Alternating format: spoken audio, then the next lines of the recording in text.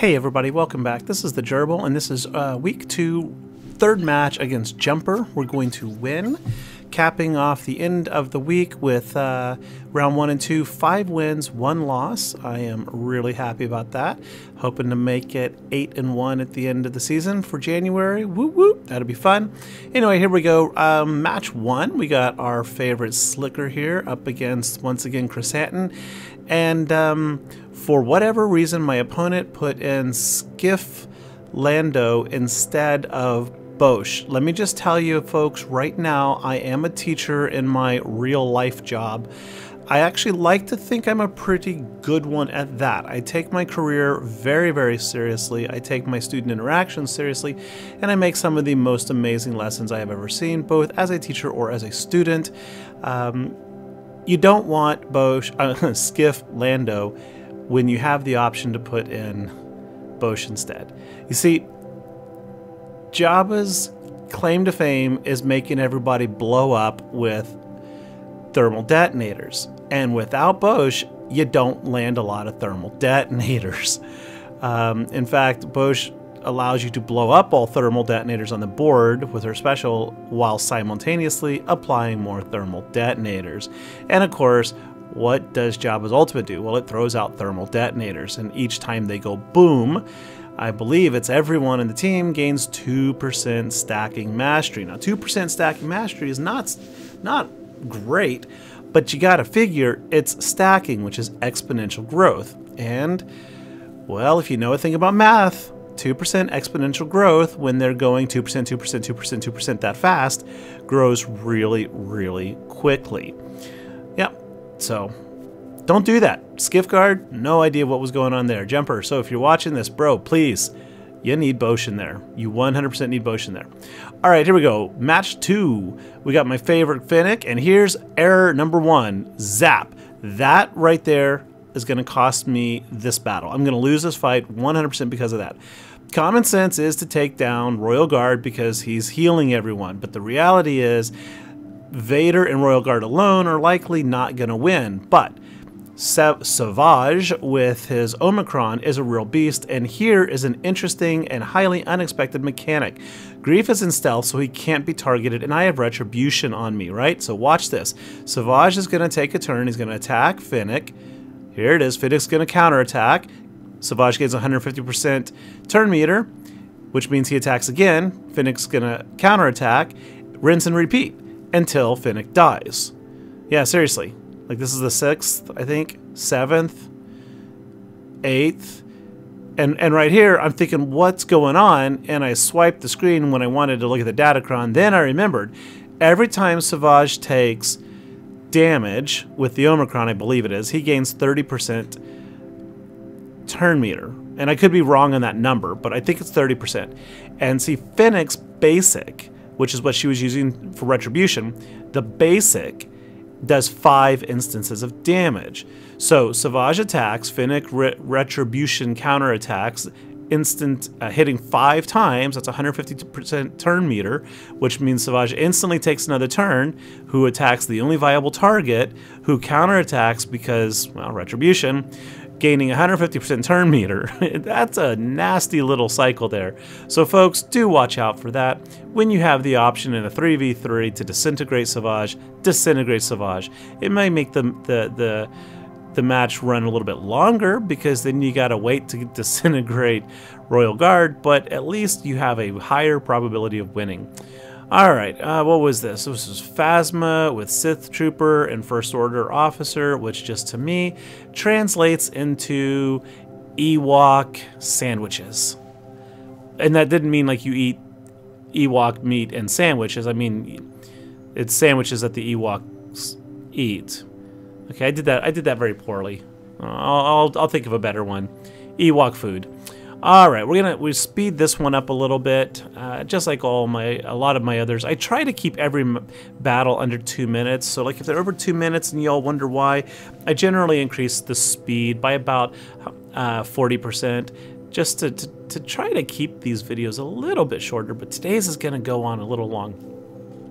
So I got Watt up to Relic 7, needed that for Kenobi, and you know, I honestly don't feel that he survives any better at Relic 7 than he did at Gear 12. He never, ever survives a match. Traya Omicron, why did I throw in Sith Eternal here? Well, one, he can't be insta-killed by a nihilist there. It'll deal, I mean, the whatever it is, I don't think it works on GLs. No, see, it doesn't work on GLs. So no threat of insta loss there. The other one is I just don't know what to make of Traya's Omicron yet. Like, I see all the headlines on Arnold and other people saying Traya Omicron is amazing, it's amazing, oh my god, it's amazing, and I'm just like, well, I don't know yet. So I just threw in somebody who I knew would win hands down. No problem there. Something cool I did notice though, Traya's Omicron is not on the leadership ability, nor is Savage's. So let's see here. I'm gonna see if I can't look these up real quick while we're talking. But I think that Savage and Traya on the same team has the potential to be incredibly good. And here's why. So, oh, this is gonna be great. This is an 11-second win here. Counter strike, almost killed. There we go. Big AoE. Got rid of both the rebels. Oh, we lose some banners, you punk. But win. 12 seconds. 12-second win. So Traya's Omicron is on the unique Lord of the Betrayal, and among other things, again, I don't really know what it's doing, but it does grant all allies, Sith allies, 40% max health, critical damage, and offense, and then a bunch of healing opportunities. At the same time, Savage, his is on Brute, which is his unique, also not leadership. It grants him 50% defense, 50% max health, offense, and 30 speed. So between 40% max health and 50% max health, that's essentially 90, and I don't know if that's stacking, but that would be whatever his health is times 50% times 40%. So let's say he's got 100,000 health. All right, and you give him 50% because of his Omi, so you're at 150,000.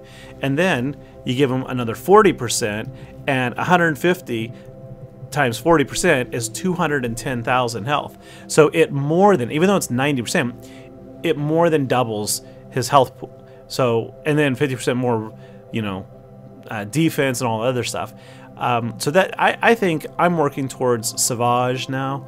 And I'm going to put the two of them in 5v5 together. I'm going to go with the Sith Triumvirate with Savage and Talon.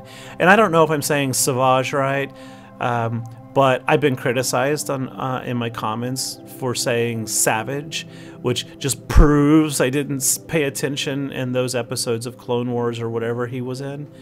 Yeah, I don't even know. I've only got through Season 2 of Clone Wars, and I know it sounds like blasphemy to the community, but I just... Clone Wars is just so, like, convincing to me that the Jedi were in the wrong. Like, seriously. It's like, we have to save the Senator. All ships, fire at will, and blow up everything they can. And then, you know, somebody's like, Captain, the flagship has been destroyed. You know, and it's like, there goes 2,000 or 3,000 or 20,000 clones. I mean, who knows, right? Episode 1 of the Clone War, Yoda literally explains to his squad of clones that are supporting him that they, you know, he asks them to take off their helmets, and they're like, why, sir, we all look alike. And Yoda's like, not to me and not to the Force. You are all, you know, individuals. You are all living people, right? But then after that, all the way through the series, it's like, well, thank God we saved the Senator, without any remorse or recognition that 20, 30, 40, 50,000 people and multiple capital ships have been destroyed, right? It's like the death count is so damn high, but the only thing the Jedi care about was that Senator. We saved the Senator. We saved the Senator. Save the Senator. I just have a problem with that, which is why I think I like the Rebels show so much, because Rebels is really about character development. And now, of course, everyone says you got to just keep watching and get to season 6 and 7 because Clone Wars is so good at 6 and 7. And I'm like, yeah, but why would I have to watch 4 or 5 years of an episode to get to the good stuff? Whereas really, I think Rebels is good from the start to the end. Man, if you haven't watched Rebels out there, folks, you gotta check it out. As a Star Wars fan, you really gotta check it out. Now, I mean, I know if you're a major Clone Wars fan, you may not like Rebels as much because they don't blow everything up that they see and they don't shoot and kill everything around them. But the character development is so, so good. And the soundtracking, the scores to it is so good. Like Tales of the Jedi. If you haven't seen that one, the new one on Disney+, the soundtrack is amazing. All right, so what the hell's happening here in my game, right? So we're looking at Profundity losing to Executor. And that is because, well, that's because I wanted to be cute, basically. Plain and simple, I wanted to be cute. I went in here without Han's Millennium Falcon, wanted to save it for Home 1, which I did. Of course, I succeeded in that endeavor. But in the process, I think I made a misplay or two. And I also had some pretty poor RNG, which will result in a loss. I mean, like if RNG... I mean, the Profundity fleet is so heavily RNG dependent. It truly is. These guys are fast to outrun Bistan right there. Like, yo. I didn't realize they're that fast. I don't play against Finalizer often. That's okay, though. Don't need Bistan. It really helps, but don't need Bistan. Yeah, here we're getting also some pretty poor RNG, and I'm shocked at how fast these guys are going. Yeah, but that's okay. For everyone who tells me also that the Raven's Claw is not a good ship, I'm like, no, you have just not learned how to play it. Raven's Claw takes practice. All right. Okay, see, Cassian comes in, allowed it to just wipe out Kylo. Once Kylo's out, this is not really that hard. Got rid of Kylo 1, got rid of TIE Fighter 1. Now we're going to heal up. It's 2v2 instead of 4v1. And this is going to be over before you can blink. Problem is Cassian's basic by itself doesn't put out much damage. Bonus, though, is that Cassian passes around crap loads of turn meter. And if it's a duo, just him and the Falcon, well, then it's a really good odds that Falcon's going to be the recipient of that turn meter, which Falcon puts out a lot of damage and heals and protects and calls assists. So it's pretty easy to mop up when it's just those two out there. Yeah, so there we go. So we got the win. 4v1, flipped it to a win. Well done. Pat yourself on the back, Gerbil. Thank you, Gerbil. I appreciate the compliment. No problem, Gerbil. That's what I'm here for. All right. And here's one of my better like WTF moments, in that like I really don't know what I'm doing here. I want to use Scythe. I really want to use Scythe. I keep looking at Scythe thinking I've been waiting for you Scythe for months and months and months, and I got my Grand Inquisitor up to Relic 8 and 5th Brothers are like 7, so the pilots are super high, and I have no need for you at all whatsoever at the moment, and it's just really disappointing. Like I would normally win this match with much higher banners than I'm doing now, because I'm hesitating and I'm debating and I'm just like not really sure what I'm doing. I should have opened actually with TIE Bomber, Extinction Bomber, and I think Darth Vader. And the other thing is, like, as I mentioned in my last video, if you didn't see that one, for whatever reason, I don't have Scythe's reinforcement ability maxed out at the start of this GAC. And I'm like, what? Oh man, like I have like 2,000 reinforcement ability and I had like 6 or 7 million ship credits. So I don't know why I didn't do it. It's been rectified. So I will be trying out Scythe probably as a starter next GAC. It depends what I'm up against, of course. Like, you know, if it's a mirror match starter, if it's Profundity Executor, Profundity it's a starter. No, Profundity it's a starter, right? Executor it's a reinforcement. See, still learning like everyone, Oh yeah, back to, you might have seen that Ackbar lose to IG-11 Kuill. Another teaching moment there. Read the kits. See, IG-11 recovers 20% of his protection every time he takes damage, and that means that Ackbar and Stormtrooper Han, who assist every single turn, are going to recover 20% of his protection. Leia can whittle him down, but not when her trio buddies there are perpetually healing him up. Yeah, so that was frustrating. I would love to work on this fleet. So would love to, but it is such an utterly low priority. You know, as Star Wars news in this game. So the buzz of the week is Admiral Trench coming to the game, and people are talking about, oh, if Admiral Trench comes to the game, then that means we're going to get a new Separatist capital ship. And I think, well, that's highly possible. I think it's highly improbable. There are only, I think, 6 Separatist ships to begin with. You got the 3 Geos, and then you got the droids. There might be another one, I can't recall. But there really is no place for another Separatist ship in here. Also, I've got a video coming out real soon about who I'm farming for the next GL and why I'm doing it now rather than waiting for the announcement.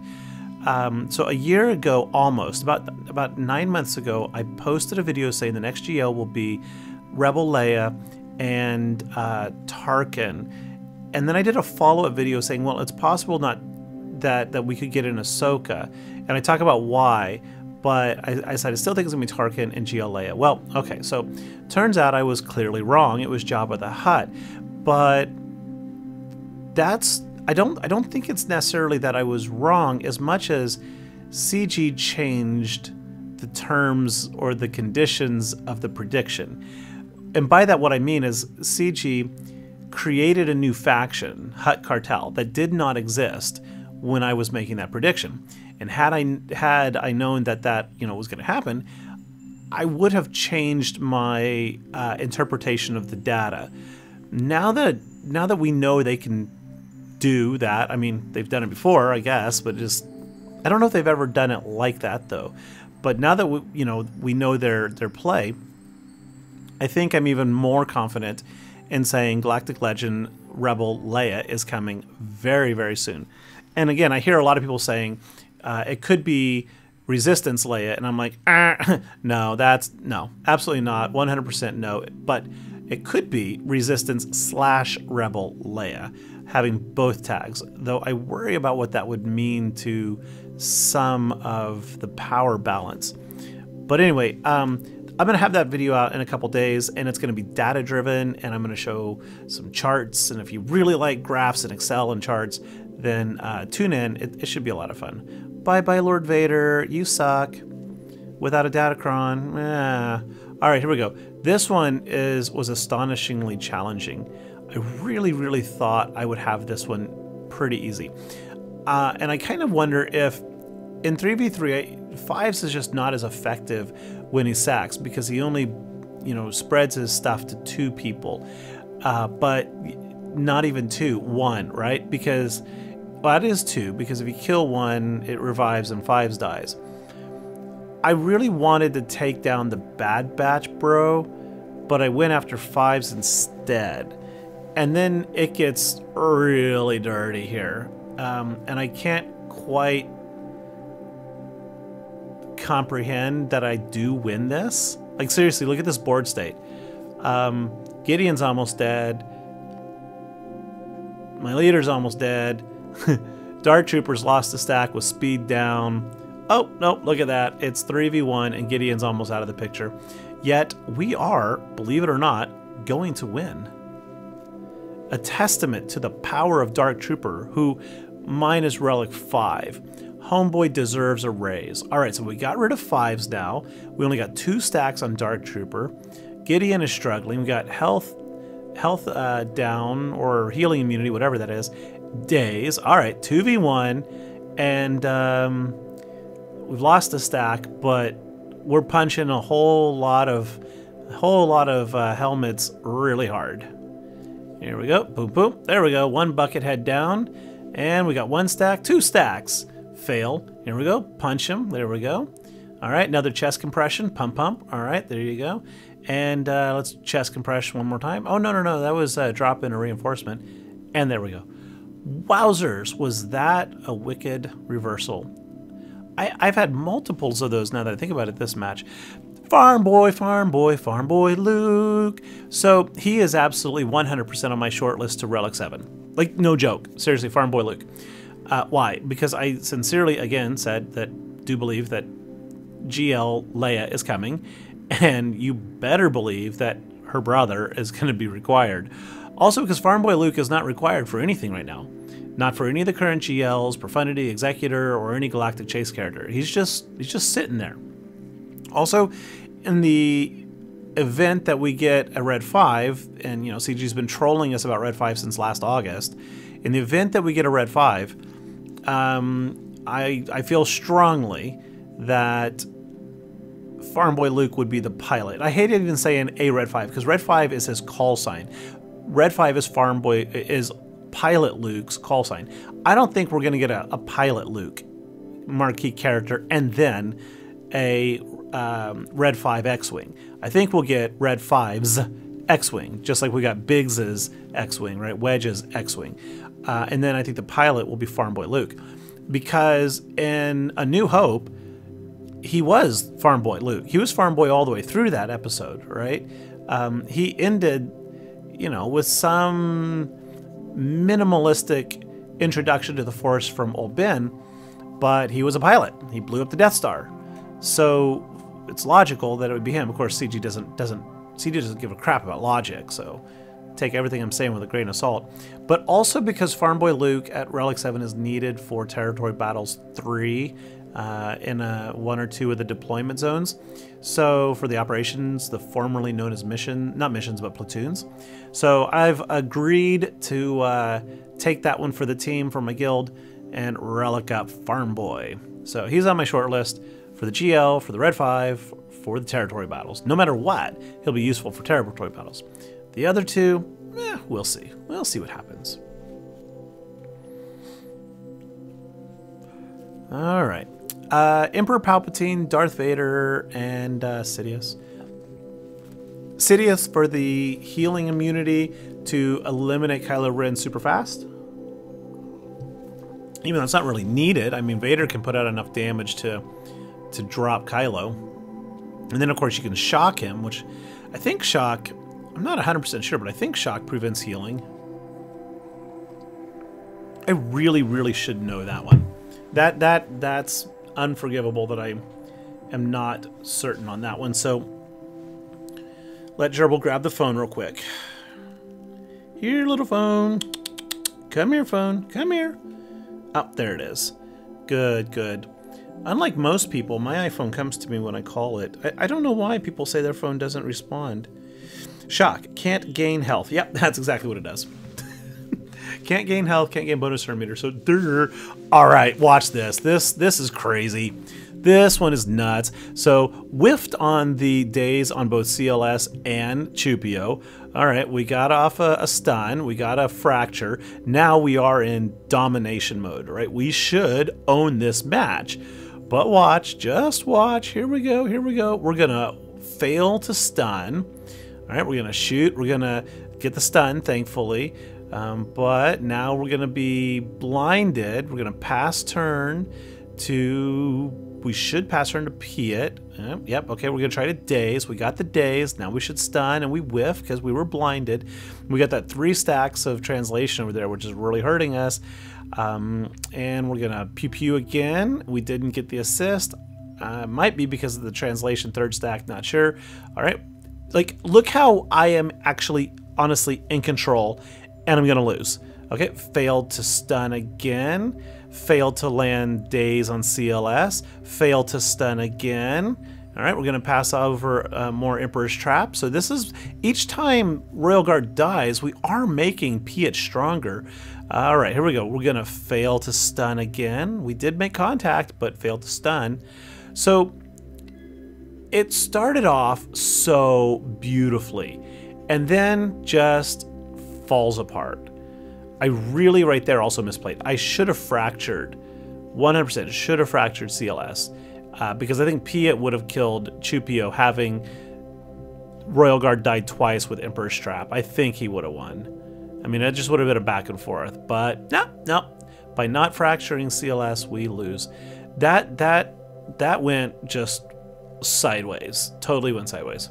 All right, here we go. These guys put out a crap load of damage, but watch this. Whiff! See, okay, Rolo doesn't put out a crap load of damage, but she puts out 12 simultaneous attacks, and if you land 2 or more attacks, it should apply ability block. Not ability block, I can't remember the debuff. It's a really good one. See, her basic, I think, applies the ability ability block. The other one applies, I think... Man, I'm going to look it up. I am utterly brain dead this evening. Yeah, that's what's new, right? What's new? Rolo! Where's my Rolo? I really wish the Rolo character was better. Alright, here we go. Rebel Barrage. Deal damage, okay, 10 times to random enemies. There were only 2 of them, CLS and C-3PO, right? So, pretty much guaranteed to hit them both more than once. Enemies struck more than once suffer ability block. Yeah, I was right the first time. And we didn't land it. Okay, then this ability's cooldown is reduced by 1 whenever she scores a critical hit or suffers a debuff. And she definitely suffered debuffs. And we scored critical hits. Her basic applies buff immunity. That's it. So we got ability block and then basic buff immunity, which, you know, can prevent the stacks of translation. But yeah, we whiffed. That opening shot whiffed, and then we died. Jawas.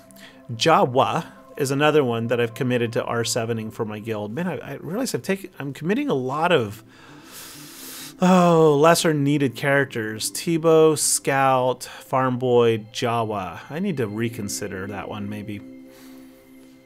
Okay, how we doing? We got a couple more battles here. If you're still here. I don't know, are you still here? Raise your hand if you're still here. Roll call. Alright. So, they have Traya Omicron, but Jumper here also has, Jumper's the opponent, really, really low speeds, right? Check the speeds. So Zam gives, I think it's 20% of her speed, but passing 20% of your speed isn't going to compensate for also just having really, really low speed. And in fact, I think Aurra Singh in this particular matchup has no mods to begin with. So even with Zam passing 20% speed, I think Aurra Singh there was only rocking like 180, 200 speed, maybe. I think that's kind of pushing it. And as a result, just walked all over them.